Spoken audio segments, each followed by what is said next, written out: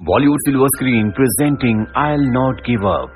इस कहानी की शुरुआत में हमें रोजी नाम की एक लड़की को दिखाया जाता है जिसकी उम्र 28 साल है। जब वो 18 साल की थी तब वो माइक से मिली थी और आज वही दिन है जिस दिन वो माइक से पहली बार मिली थी। पिछले 10 सालों से वो माइक को जानती है। माइक ने उससे कहा था कि 10 सालों के बाद वो उससे शादी करेगा। पिछले 5 सालों से माइक और रोजी एक साथ रहते हैं और आज वही दिन है जब माइक को उसे प्रपोज करना है। इसीलिए रोजी बहुत एक्साइटेड होती है। उसकी ब्लेजर की जेब में उसे एक डायमंड रिंग भी मिली होती है जो ब्रेकफास्ट के दौरान वो माइक को दिखाती है और कहती है कि पिछले 10 सालों से मुझे इस पल का इंतजार था, तुम्हें ये पल याद है, मैं बहुत खुश हूँ। माइक कहता है कि ये रिंग मैंने तुम्हारे लिए नहीं ली, ये मेरे क्लाइंट की है, आज मुझे उन्हें देनी है। और ये कहकर माइक वहां से चला जाता है। रोजी का दिल टूट जाता है। जिसके बाद वो टीवी देखती है जहां पर एक आदमी कह रहा होता है, क्या तुम्हारा पार्टनर तुम पर ध्यान नहीं देता? क्या तुम्हारा शरीर हमेशा थका थका रहता है या तुम्हारी जिंदगी में कोई एक्साइटमेंट नहीं है? इसका एक ही कारण है और वो है एजिंग। अगर तुम्हारे साथ भी ये प्रॉब्लम है तो मैजिक चॉकलेट को ऑर्डर करो। और रोजी उस मैजिक चॉकलेट को ऑर्डर करती है। इसके बाद वो अपनी फ्रेंड के पास जाती है जिसकी अगले दिन शादी होने वाली है। उसकी फ्रेंड कहती है कि अगर माइक तुम्हें प्रपोज नहीं करता तो तुम कल शादी के दिन सबके सामने उसे प्रपोज कर देना। रोजी को उसका आइडिया बहुत अच्छा लगता है और अगले दिन सबके सामने वो माइक को प्रपोज करती है। माइक कहता है कि ये हमारी दोस्त की शादी का दिन है, बहुत खास दिन है, हमें इसे खराब नहीं करना चाहिए। ये कहकर वो वहां से चला जाता है। रोजी भी उसका पीछा करती है। वो जानना चाहती है कि माइक के दिल में क्या है। रास्ते में माइक उसे कहता है कि मैं तुमसे ब्रेकअप कर रहा हूँ। ये सुनकर रोजी का दिल टूट जाता है और रोने लगती है। उसने जो मैजिक चॉकलेट्स ऑर्डर की थी वो आ चुकी हैं जो उसी के सामने गाड़ी में होती है। टेंशन और फ्रस्ट्रेशन में वो चॉकलेट्स खा लेती है जिसके बाद उसके अंदर बहुत कुछ बदलने लगता है। कुछ पलों के लिए वो शून्य में चली जाती है और जब वो वापस अपनी सेंसेस में आती है तो देखती है कि उसने अपनी कार से दूसरी कार को हिट कर दिया होता है। वो अपनी कार से बाहर निकलती अपने आप को कार के ग्लास में देखती है। वो देखती है कि वो पहले से बहुत यंग हो चुकी है। वो एक बार फिर से अपनी फ्रेंड के पास जाती है। उसकी फ्रेंड जो कि उसे पिछले कई सालों से जानती है, वो समझ जाती है कि ये रोजी तो है लेकिन इसका दिमाग आज से 10 साल पहले यानी कि 17 साल की उम्र में जा चुका है।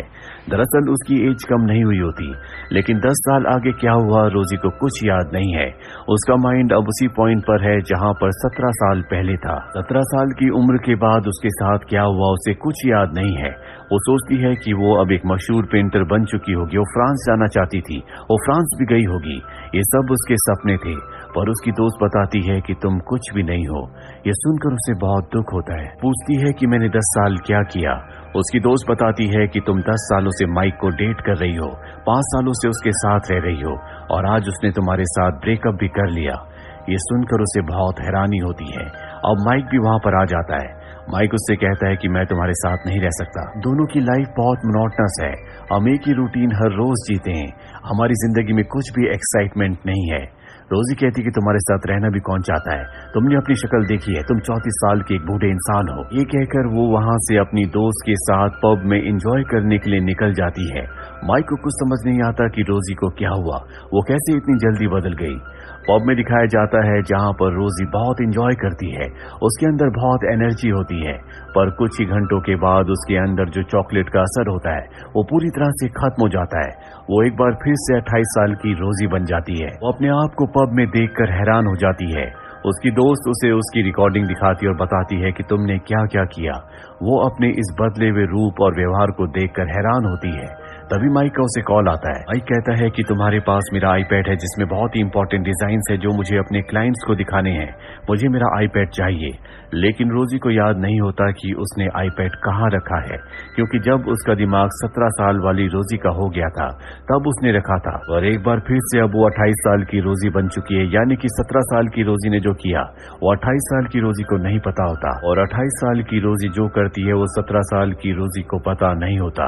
अब रोजी को ऐसा लगता है कि वो कार बहुत तेज चला रही थी, इसलिए उसका माइंड 10 साल पीछे यानी 17 साल वाली रोजी का हो गया था।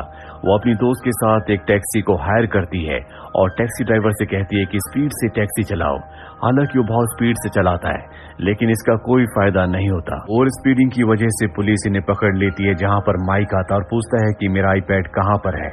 उसे कुछ भी याद नहीं है। वो बहुत ज्यादा नर्वस हो जाती है, इसीलिए बैग से वो एक बार फिर से एक और चॉकलेट खा लेती है। चॉकलेट खाने के बाद उसका दिमाग एक बार फिर से 17 साल वाली रोजी का हो जाता है। माइक को उसके आईपैड का ट्रैकिंग कोड देकर वहां से निकल जाती है, जिसके बाद वो एक मेट्रो में जाती है। मेट्रो में उसे एक लड़का दिखता है जिसका वो स्केच बनाती है, लेकिन स्केच बनाते बनाते अचानक से वो एक बार फिर से 28 साल की रोजी हो जाती है। वो देखती है कि वो लड़का उसकी तरफ आ रहा है, क्योंकि बहुत देर से वो उसे देख रही थी। रोजी ने जो उसका स्केच बनाया होता है उसे देखकर वहां से निकल जाती है। स्केच सच में बहुत ही खूबसूरत होता है।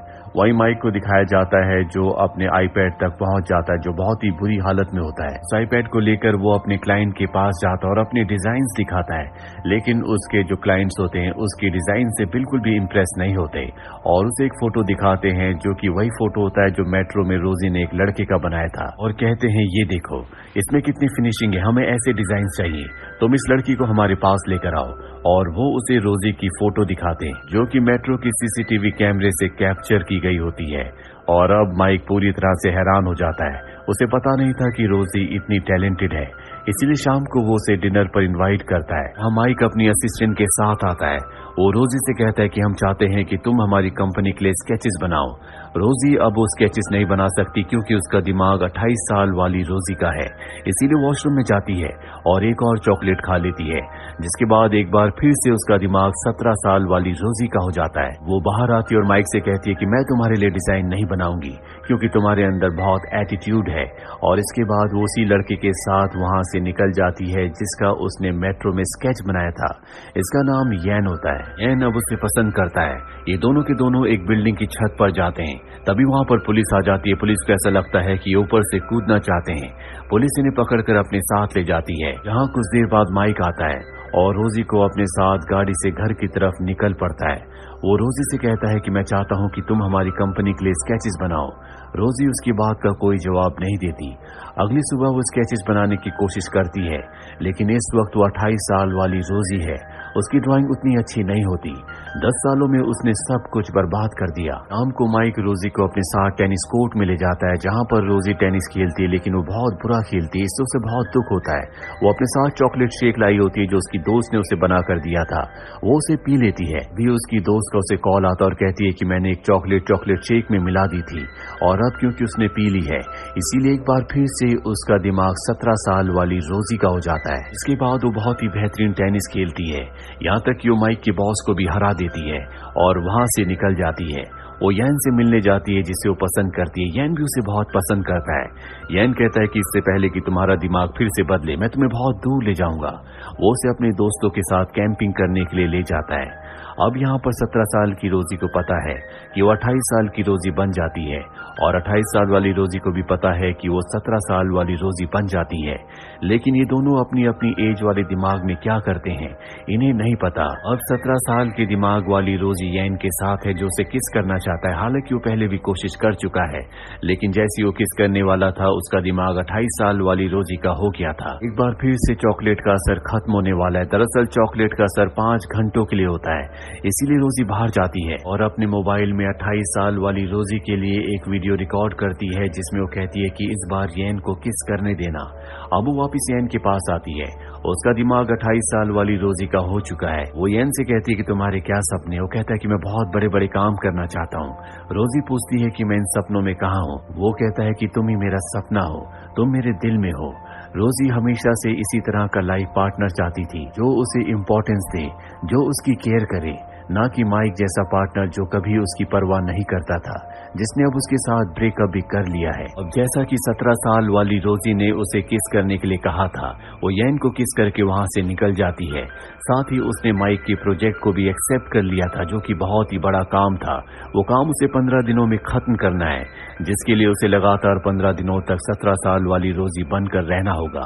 उसके पास चॉकलेट्स होती हैं, इसीलिए चॉकलेट्स खा खा कर लगातार काम करती रहती है। जब उसे मन करता है वो एंजॉय भी करती है। कभी वो माइक के साथ जाती है और कभी यैन के साथ। वो लाइफ को जी रही होती है। उसने अपना पहला प्रोजेक्ट असाइनमेंट भी पूरा कर लिया जो क्लाइंट्स को बहुत पसंद आता है, लेकिन अब भी उसे बहुत सारी पेंटिंग्स बनानी है। वो सभी पेंटिंग्स को बनाते हुए अपने आप को रिकॉर्ड भी करती है ताकि 28 साल के दिमाग वाली रोजी भी पेंटिंग को दोबारा सीख सके, जो कि वो 10 सालों में भूल चुकी है। अब 15 दिन बीत जाते हैं और वो अपने काम को खत्म कर लेती है, जिसके बाद उसकी पेंटिंग की एग्जीबिशन लगती है जहाँ पर माइक का बॉस भी आता है। वहाँ पर जितने भी लोग होते हैं सबको उसकी पेंटिंग बहुत अच्छी लगती है, सब उसकी बहुत तारीफ करते हैं। लेकिन यहाँ पर रोजी और उसकी दोस्त को पता चलता है कि चॉकलेट फैक्ट्री अब डिस्ट्रॉय हो चुकी है, यानी कि अब इनके पास जितनी चॉकलेट्स हैं उन्हीं से इन्हें काम चलाना होगा। वो चॉकलेट्स खत्म होने के बाद कभी भी 17 साल वाली रोजी वापस नहीं आएगी। अब जितने भी लोग एग्जीबिशन देखने आए होते हैं वो कहते हैं कि हम चाहते हैं कि तुम एक लाइव पेंटिंग बनाओ। हालांकि रोजी के पास अब भी चॉकलेट होती है, लेकिन उसे तय करना है कि उसे 17 साल वाली रोजी बनकर पेंटिंग बनानी है या 28 साल वाली रोजी बनकर। इस वक्त उसका दिमाग 28 साल वाली रोजी का होता है। वो तय करती है कि वो अपने अस्तित्व में रहकर ही पेंटिंग बनाएगी और वो पेंट करना शुरू करती है। सच में वो बहुत ही अच्छी पेंटिंग बनाती है, क्योंकि इतने दिनों तक 17 साल वाली रोजी के वीडियोस देखने के बाद, उसके दिमाग में रहने के बाद, अब कहीं न कहीं उसका छुपा हुआ टैलेंट वापस आ चुका है। एग्जीबिशन खत्म होने के बाद वो वापस अपने घर आ जाती है, जहां पर अब भी उसके पास कुछ चॉकलेट्स हैं। वो तय करती है कि वो कुछ और दिन 17 साल वाली रोजी बनकर एंजॉय करेगी। वो चॉकलेट खाकर यैन के पास जाती है, लेकिन वो देखती है कि यैन किसी और लड़की के साथ बाइक राइड पर जा रहा है। उसे इससे बहुत दुख होता है। कुछ देर बाद जब वो 28 साल की रोजी बन जाती है तो वो यैन से पूछती है कि तुमने मुझे धोखा क्यों दिया। यैन कहता है कि मैंने भी तुम्हें किसी और के साथ देखा था, इसीलिए मैंने भी गर्लफ्रेंड बना ली। ये सुनकर रोजी को गुस्सा आता है। वो उसके मुंह पर ड्रिंक फेंक कर अपने घर आ जाती है, लेकिन अब वो यैन से सच में बहुत प्यार करती है। इसीलिए घर आकर वो अपनी दोस्त से कहती है कि मैं चॉकलेट खाकर यैन के पास जाऊंगी, हमेशा उसके साथ रहूंगी। और अब घर आकर वो चॉकलेट खाती है, जिसके बाद वो यैन से मिलने जाती है और कहती है कि मैं तुम्हारे साथ रहना चाहती हूँ। यैन की गर्लफ्रेंड कहती है कि कल हमेशा के लिए हम इस शहर को छोड़कर दूसरे शहर जा रहे हैं, क्या तुम सब कुछ छोड़कर उसके साथ दूसरे शहर जा सकती हो? उसकी बात का वो कोई जवाब नहीं देती और घर आ जाती है। उसे बहुत दुख होता है, वो यैन को खोना नहीं चाहती। उसकी आंखों में आंसू होते हैं, उसके दिल में दर्द है। उसकी दोस्त को भी उसकी ये हालत देखकर बहुत दुख हो रहा होता है, क्योंकि पहले भी उसने माइक के लिए इसी तरह से सब कुछ सेक्रीफाइस किया था। अगली सुबह वो बहुत सारी चॉकलेट्स खाकर स्टेशन जाती है। यैन को एहसास हो जाता है कि उससे रोजी मिलने के लिए आई है, पर इससे पहले कि रोजी उस तक पहुंचती वो बेहोश हो जाती है। इसके बाद वो अपनी कॉन्शियस में जाती है, जहां पर उसके सामने 28 साल की रोजी होती है। वो कहती कि तुम वही गलती दोबारा कर रही हो जो मैंने 10 साल पहले की थी, जब मैंने माइक के लिए सब कुछ छोड़ दिया था। तुमने मुझे जीना सिखाया, तुमने मुझे एक बार फिर से मेरी जिंदगी का मीनिंग दिया, और अब तुम फिर से वही गलती कर रही हो। ये सुनकर 17 साल की रोजी उसके पास आती है, लेकिन इससे पहले कि ये दोनों एक दूसरे को टच करते, इनके बीच में एक अदृश्य दीवार होती है जो इन्हें एक दूसरे के पास नहीं आने देती। 28 साल की रोजी कहती है कि तुम मुझसे कभी दूर मत जाना, तुम्हारी वजह से मेरा अस्तित्व है। 17 साल की रोजी कहती है कि मैं तुम्हारे अंदर ही हूँ, तुम्हारी वजह से मैं बाहर आ पाई, क्योंकि कहीं न कहीं मैं तुम्हारे दिल और दिमाग में हमेशा थी, हूँ और रहूंगी। इसके बाद 17 साल की रोजी गायब हो जाती है। ठीक उसी पल 28 साल की रोजी को होश आता है, जो कि हॉस्पिटल में होती है। अब कुछ महीनों बाद दिखाया जाता है कि रोजी अपने करियर में बहुत कामयाब हो चुकी है। यैन उसकी कामयाबी देखकर बहुत खुश होता है। साथ ही माइक को एहसास हो चुका है कि उसने पास्ट में बहुत गलतियां की थी। रोजी उसके लिए एक बेहतरीन लड़की है और वो भी रोजी से बहुत प्यार करता है। इसीलिए एक बोर्ड लेकर वो रोजी के घर के आसपास भागता है, जिसमें लिखा होता है, क्या तुम मेरी जिंदगी में वापस आओगी? मीडिया भी सब कुछ कवर कर रही होती है।